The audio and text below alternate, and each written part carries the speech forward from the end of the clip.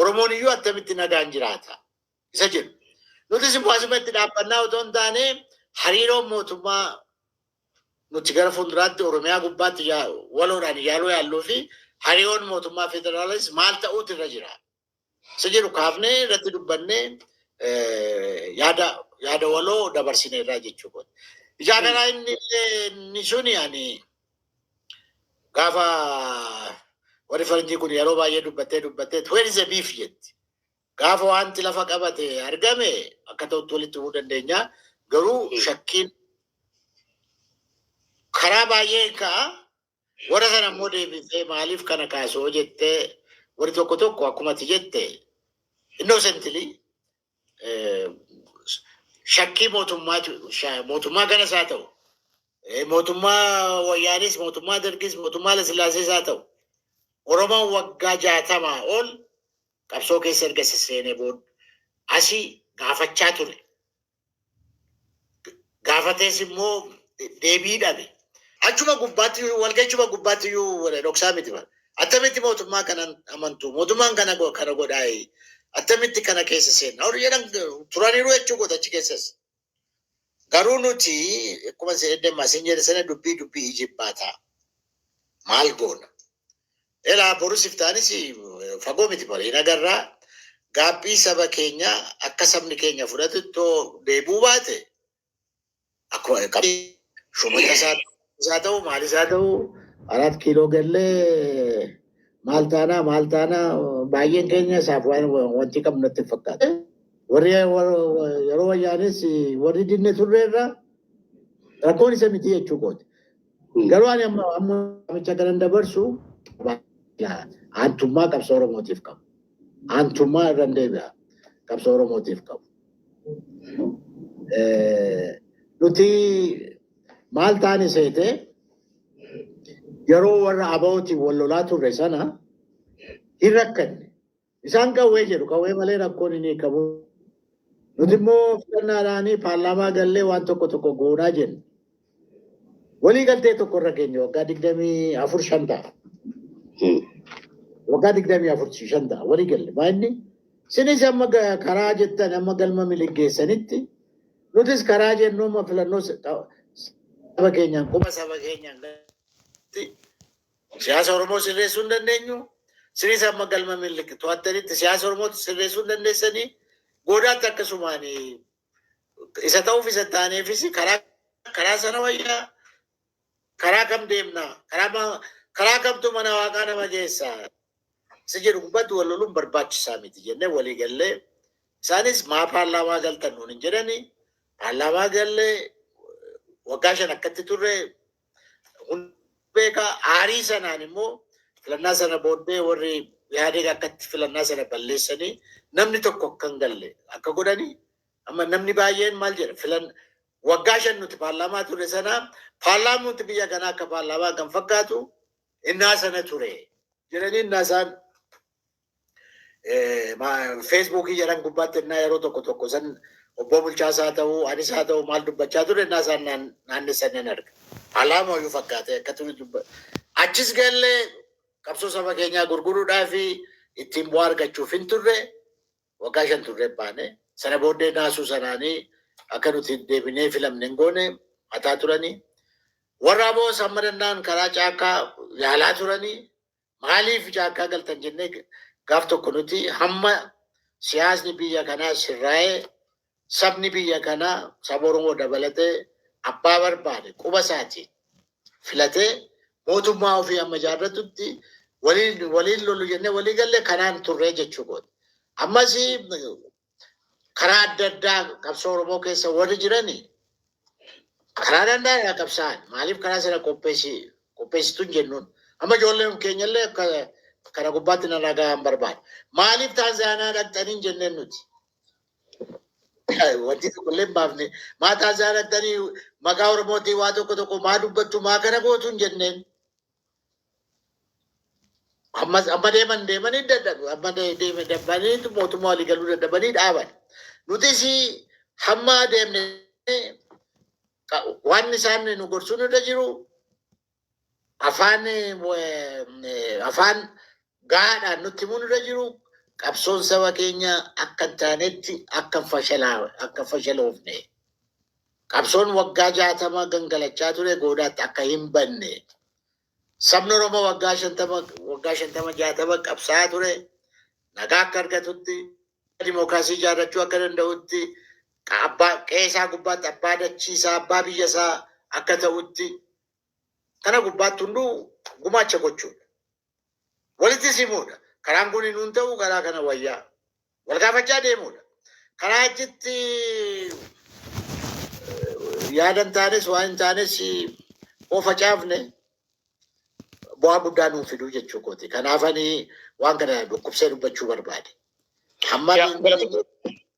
Hamma dandeenyetti qabsoo saba keenyaa waggaa 50 ol keessa turre hamma dandeenyetti beekumsa keenyaatti aantummaadhaanii hamma humna keenya geggeessuu yaalla.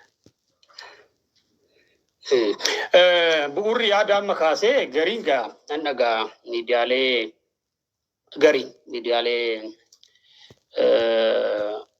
warra sagalee masaanuu Oromoo ta'anii irraa kanan dhaga'u mootummaan Abiy Ahmed humnoota kaaba jiran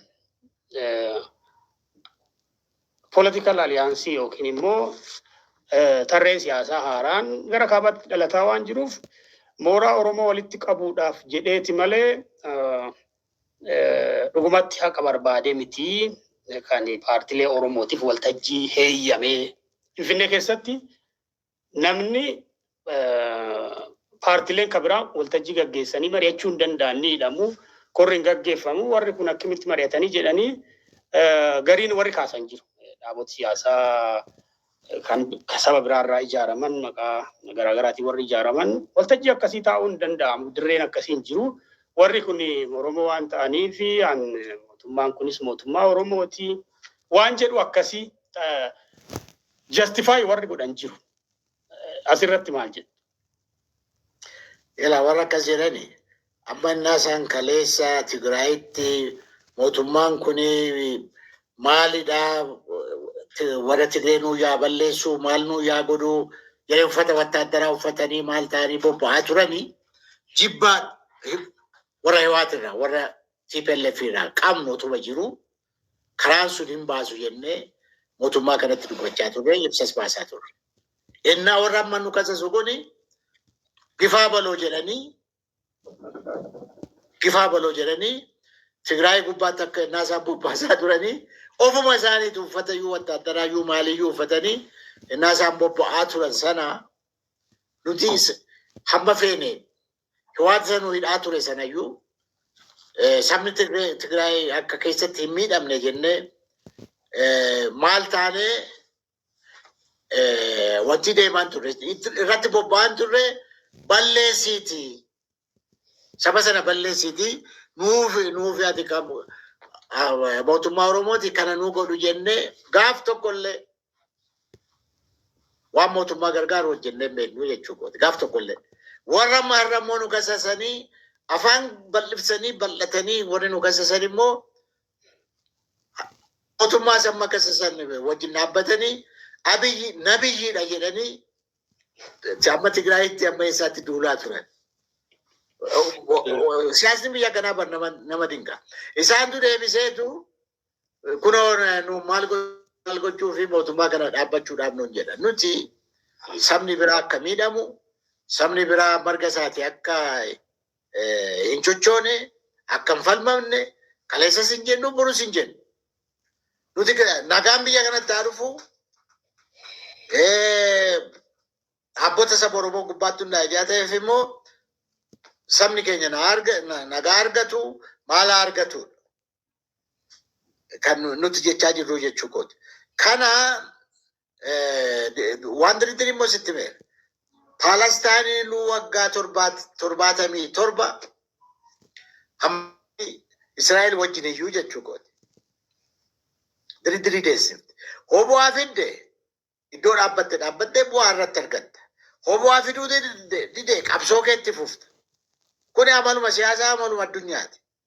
Isaan barbaadanii akka barbaadanitti bobba'anii na barbaadanii akka barbaadanitti moo deebi'anii inni isaan numa duwwaan beekaadhaa warra maaraa maal jedhaseeti. Ayinaachuu hin caffinuuna naamuun nyaachuu. Dunuuf kadhaati singoo oomsina seenan sana. Ija keessan dunuuf kadhaa singoo oomsina seenan tapha akkasiin fudhan. Nuti sabna maaraa haa miidhamu jennee hin beeknu ammas hin jennu. Sabni Tigree haa miidhamu kalee sannaas warri kaan amma isaan wajjin dhaabbachuu haalan illuu warri jedhanii innaa isaan jedhanii kaleessas hin jennee borus hin jennu. Sabni biyya kanaa hunduu akka sabaatti mirgi isaa haa eegamuu fi mirga haa argatu. Isa jedhu kan nuti deemsaa jirru abbasiisumatti fufnaa jechuu kooti. Innaa saba mootummaa kanaanis saba biraa gubbaatti duulii isa jedhu hin qabnu nuti. Sabni biraas saba keenya gubbaatti waan duuluuf hin qabu. Dachee Oromiyaa gubbaatti waan duuluuf hin qabu.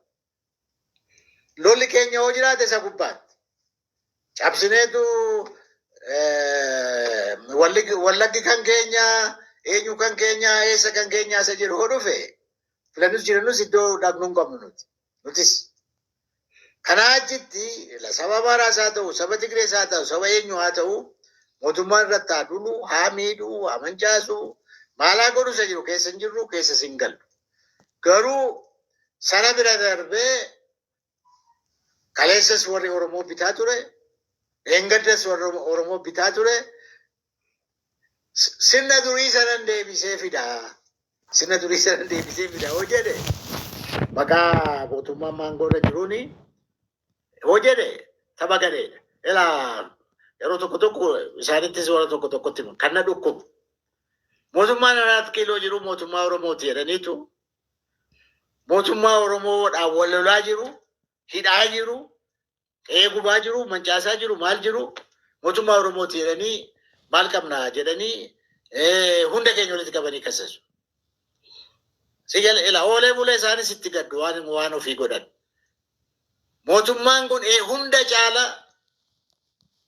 warra amma olaantummaan nu kasasu caala saba Oromoo miidheera. Qeen Oromoo gubateera. Dirooniidhaan dabalatee rukutameera.